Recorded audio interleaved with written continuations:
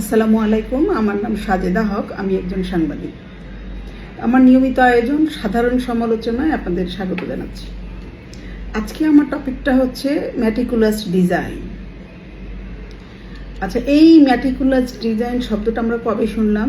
আমরা ডক্টর মোহাম্মদ ইউনূসের মুখে যখন জাতিসংঘে উনি গেলেন 24 সালে, তখন। এবং তিনি তো সেখানে মাহফুজকে তুলেই ধরলেন যে মাস্টার মাইন্ড, ম্যাটিকুলাস ডিজাইনের মাস্টার মাইন্ড হচ্ছে এই একটি ছেলে।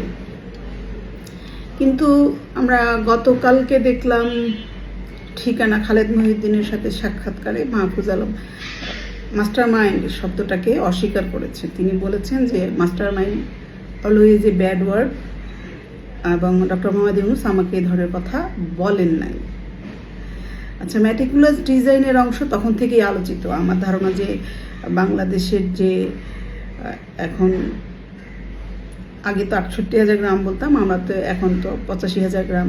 তো সেইখানে মনে হয় আমাদের বাংলাদেশের প্রত্যেকটা টেকনাফ থেকে তেঁতুলিয়া, হ্যাঁ, তো সব জায়গায় হয়তো ছড়িয়ে গেছে যে মেটিকুলাস ডিজাইন মানে কি। মেটিকুলাস ডিজাইনের অংশ হিসেবে যেভাবে আমরা 24-এর পর ম্যাটিকুলাসলি ডিজাইন দেখছি, তো সেই পালে নতুন করে হাওয়া দিয়েছে সাদিক কায়েমের জাস্টিস ফর হাদি কেসটা।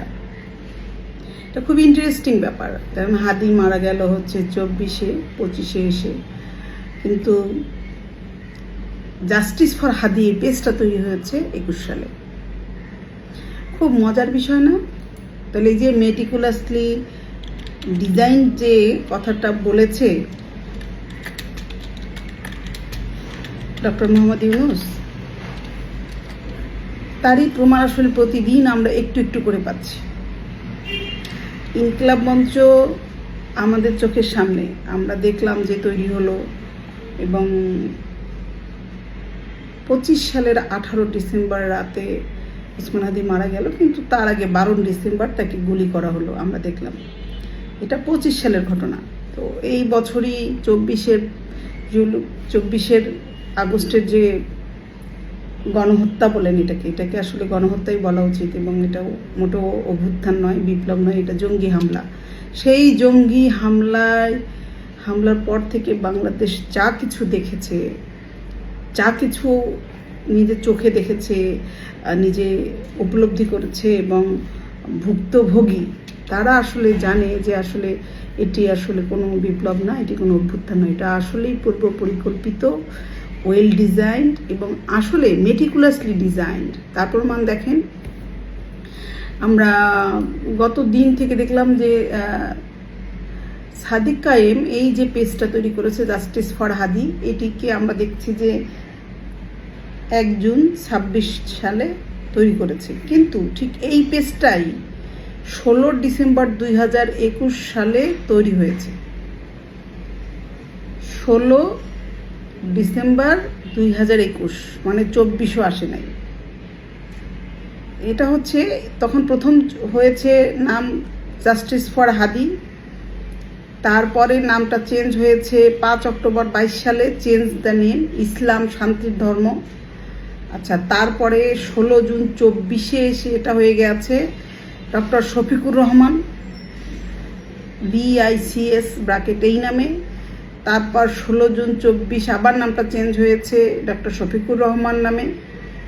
তারপর 16 জুলাই 25 এই নামটা চেঞ্জ হয়েছে হলি আল কুরআন।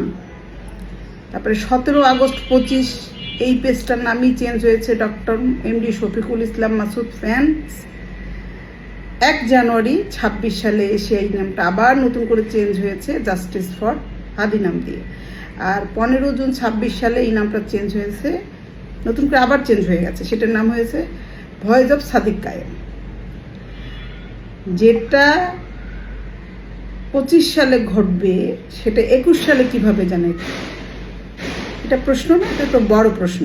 যেটা মানুষটা মারা যাবে 25 সালে, এটা 21 সালেই এটা জেনে বসে আছে, 21 সালেই সেই নামে পেজ তৈরি করে রেখেছে। তখন হাদিকে কেউ চিনতই না।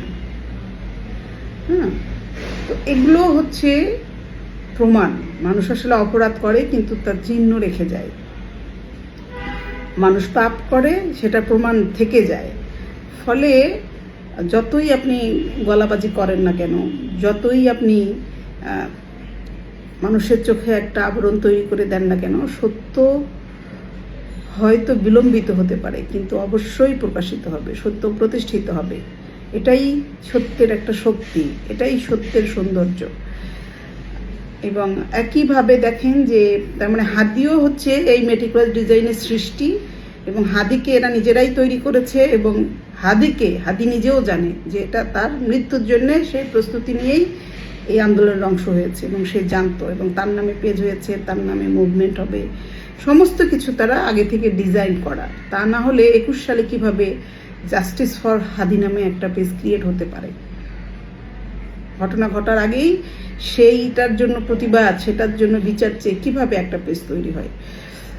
বাংলাদেশের মানুষকে কতটা বোকা ভেবে জামায়াত শিবির মানুষের মনে বিভ্রান্তি ছড়িয়ে, মানুষের চোখে ধুলো দিয়ে, মানুষের বিশ্বাসের সাথে প্রতারণা করে, কিভাবে মানুষের মগজকে ধোলাই করে ধুয়ে নিয়ে এসে একটা মিথ্যার আবরণ তৈরি করে দিয়েছে, বিভ্রান্তি ছড়িয়ে দিয়েছে, যার ফলে বাংলাদেশের মানুষ খুব দ্রুত তাদের এই মিথ্যাচারে সাড়া দিয়েছে। এবং এই যে আমাদের যে আবেগপ্রবণ বাঙালি, আমাদের যে আবেগ বেশি, আমাদের যে এক ধরনের মায়া বেশি, মমতা বেশি, এক ধরনের যে অ্যাটাচমেন্ট বেশি মানুষের সাথে, কষ্টের সাথে, ফলে আমাদের এই ইমোশনকে কাজে লাগিয়ে এই ইমোশনকেই তারা পুঁজিও করেছে, কাজেও লাগিয়ে সত্যিকার অর্থে বাংলাদেশের উন্নয়নকে তারা ব্যাহত করেছে, এবং এক ধরনের হামলা করে, জঙ্গি হামলা করে, পরিকল্পিত হামলা করে, প্রি প্ল্যান্ড একটা ম্যাসাকার করে বাংলাদেশের উন্নয়নকে তারা ঠেকিয়ে দিয়েছে। বিশ্বের দরবারে বাংলাদেশকে একটি জঙ্গি রাষ্ট্র হিসেবে প্রতিষ্ঠা করতে চায়। এই যে এখন এরা বলে না যে মাহফুজ আলম কালকে বলেছে যে মানুষ করেছে, মানুষ কারা? কই, বাংলাদেশের মানুষ তো পতাকা বদলাইতে চায় নাই, কই বাংলাদেশের মানুষ তো জাতীয় সঙ্গীত বদলাইতে চায় নাই, বাংলাদেশের মানুষ তো সংবিধান বদলাতে চায় না। তাদের কাছে আমার একটি বড় প্রশ্ন, পাকিস্তান তারা যদি এখন বলে যে বাংলাদেশ পাকিস্তান আমরা ভাই ভাই হয়ে থাকবো, বাংলাদেশের মানুষ আসলে চাই কিনা সেটাই দেখবেন। 5 লাখ মানুষ, 50 লাখ মানুষ কি বাংলাদেশের মানুষ 20 কোটি মানুষকে চাইতে হবে। ভোট দিয়েছেন আপনারা, দেখেন নাই কতজন আপনাদেরকে ভোট দেয়? দেখেছেন তো। তারপরেও কিভাবে বলেন যে বাংলাদেশের মানুষ চায়? বাংলাদেশের 68% মানুষ আপনাদেরকে না ভোট দিয়েছে, এটা আপনাদের বুঝতে হবে। আপনারা কয়টা হ্যাঁ ভোট পেয়েছেন? সেটাই তো বাংলাদেশ না। বাকি যারা দেয় নাই তারা কি বাংলাদেশের না দেওয়ার সংখ্যাটা কত? আপনাদেরকে বিতাড়িত করেছে কত ভোটে? আপনারা হেরেছেন কয়টা আসন পেয়েছেন? আপনাদের 2/3 সহ, সরকারি দল সহ, আপনারা সহ কতগুলো ভোট পেয়েছেন? ভোট দেয় নাই কত পার্সেন্ট মানুষ? তাহলে কিভাবে বলেন যে আমরা বাংলাদেশের মানুষ চাই?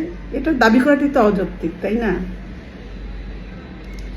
বাংলাদেশের মানুষ স্বাধীনতাকামী, বাংলাদেশের মানুষ মুক্তিকামী, বাংলাদেশের মানুষ বাংলা ভাষাকে, বাংলাদেশকে স্বাধীন সার্বভৌমই রাখবে।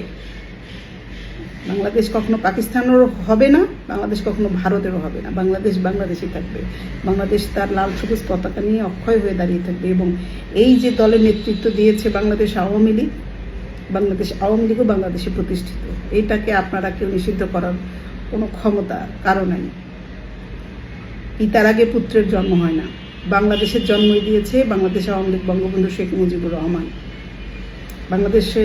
বঙ্গবন্ধু শেখ মুজিবুর রহমানের বিরুদ্ধে, স্বাধীনতার বিরোধী, রাষ্ট্রবিরোধী, রাষ্ট্রদ্রোহিতার মামলা হয়েছে। কই, জামায়াতের আমিরের বিরুদ্ধে তো হয় নাই, গোলাম আজমের বিরুদ্ধে তো হয় নাই, জিয়াউর রহমানের বিরুদ্ধে তো হয় নাই। তাহলে কিভাবে আপনারা দাবি করেন? বাংলাদেশের মানুষকে এই যে বোকা বানানোর যে প্রক্রিয়া আপনারা শুরু করেছেন, এখান থেকে সরে আসেন। বাংলাদেশের মানুষ আস্তে আস্তে সব বুঝতে শিখছে। তারা তাদের অধিকার, ন্যায়বোধ, বিচারবোধ, ন্যায়পরায়ণতা সব নতুন করে উপলব্ধি করা শিখতেছে। সুতরাং আপনাদের ক্ষমতায় গেলে আপনারা কি করবেন, ক্ষমতা পেলে আপনারা কি করবেন, ক্ষমতা না পেলে আপনারা কি করতে চান, মানুষের কাছে সব এখন স্পষ্ট। ম্যাটিকুলাস ডিজাইনের অংশ হিসেবে আপনারা যা যা করেছেন, বিগত 2 বছর বাংলাদেশের মানুষ দেখেছে যে আপনাদের মাধ্যমে বাংলাদেশের কতটা পরিবর্তন হয়, আপনারা কতটা সৎ, কতটা দেশকে নিরাপত্তা দিতে পারেন, দেশের নারীদেরকে, সন্তানদেরকে, শিশুদেরকে, কিশোরদেরকে কতটা নিরাপদ রাখতে পারেন তার প্রমাণ আপনারা দিয়েছেন। বাংলাদেশের মানুষ হারে হারে টের পাচ্ছে যে শেখের পেটে যখন জেগেছিল বাংলাদেশের মানুষ সবগুলো পিতামাতা, সন্তানরা, নারীরা, মেয়েরা নিরাপদে ঘুমিয়েছে, নিশ্চিন্তে ঘুমিয়েছে। কিন্তু আপনাদের হাতে বাংলাদেশ নিরাপদ নয়, এটি বাংলাদেশের মানুষ জেনে গেছে। সুতরাং আর আপনাদের মেটিকুলাস ডিজাইন বাংলাদেশের মানুষের জন্য কাজ করবে না, আপনারা অন্য কিছু ভাবেন। আপনারা বলেছেন না মাদ্রাসায় ক্যান্টনমেন্ট বানাইতে চান, অস্ত্রগুলোকে জায়েজ করতে চান, তাই তো সেটাও বলেন। বাংলাদেশের মানুষ সেটাও বুঝে গেছে অলরেডি, এটা আসলে বোঝানোর কিছু নাই। সুতরাং আমার কাছে মনে হয় যে যারা দেশ চালাচ্ছেন তারা সাবধান হন। সরকারকে বলবো বিষয়গুলো আপনারাও একটু গভীরভাবে ভাববেন, কারণ বাংলাদেশের যদি দুটি সব থেকে বড় দল থেকে থাকে সেটি হচ্ছে একটি আওয়ামী লীগ, একটি বিএনপি। এর বাইরে বাদ বাকি যা আছে সব আসলে মেটিকুলাস ডিজাইনের অংশ। এইভাবে যদি নিজেদেরকে ভাবেন, নিজেদেরকে নিরাপদ করার চিন্তা করেন, আপনি নিরাপদ হলে বাংলাদেশ নিরাপদ। যেখানে আপনি নিরাপদ না সেখানে বাংলাদেশের একটা নাগরিকও নিরাপদ না। সুতরাং সেই বিষয়টি মাথায় রেখে আপনাদের সকলের প্রতি আমার অনুরোধ থাকবে যে এই দলগুলোর উপরে, এই লোকগুলোর উপরে যেন কঠোর নজরদারিতে রাখা হয়। তারা যেন আগে থেকেই এমন কোনো কিছু প্ল্যান না করে যেটার যে ডিজাইনের অংশ হিসেবে আবেগে বা ভুলবশতভাবে আপনারাও সেটার অংশ হয়ে যান। বাংলাদেশের মানুষের নিরাপত্তার দায়িত্ব আপনাদের হাতে। এদেরকে নিরাপদে রাখুন, বাংলাদেশকে নিরাপদে রাখুন, বাংলাদেশের ইমেজকে নিরাপদে রাখুন, বাংলাদেশের মানুষকে নিরাপদে রাখার দায়িত্ব আপনাদের। ধন্যবাদ সবাইকে।